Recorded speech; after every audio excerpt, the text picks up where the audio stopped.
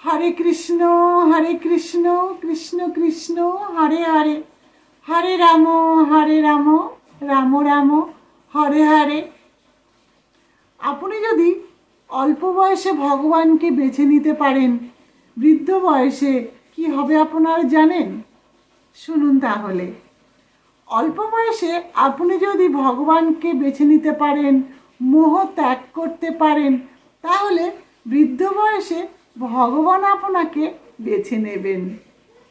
তাই একটাই কথা বলবো, বেলা শেষে তুমি বিনে আমি কেবল শূন্য। যদি পাই তোমার দেখা, তবেই তো আমি হব ধন্য। কারণ অল্প বয়সে আমাদের গায়ে জোর থাকে, শক্তি থাকে, খাটুনি করার শক্তি থাকে আমাদের শরীরে। আমরা কম খাই, তবুও গায়ে একটা শক্তি পাবো অল্প বয়সে। আর যখন বয়স বাড়তে থাকবে, দিন দিন আমরা বৃদ্ধ হব, তখন কি হবে? গায়ের শক্তি কমে যাবে, শারীরিক অসুস্থতার কারণে, মানসিক অসুস্থতার কারণে। তখন আমাদের কৃষ্ণ নাম করবার এনার্জি থাকবে না। হয়তো আমাদের কফ কাশি থাকবে, হয়তো হাতে পায়ে ব্যথা থাকবে, কিংবা চোখে দেখতে পাবো না, নড়াচড়া করার ক্ষমতা কমে যাবে।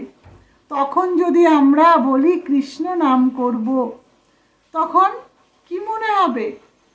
শুয়ে থাকি, ভালো লাগছে না, ঘুম পাচ্ছে।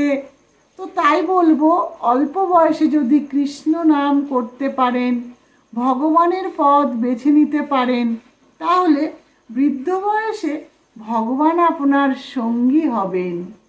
তাই শেষ জীবনে আরাম করবার জন্য অবশ্যই বৃদ্ধ বয়স নয়, অল্প বয়স থেকেই ভগবানের পথে আসুন।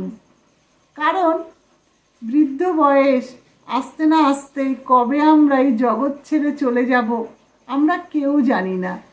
তাই সময় থাকতে করুন হরিনাম, যেটা যাবে আমাদের সাথে, ওটাই আমাদের সম্বল হবে।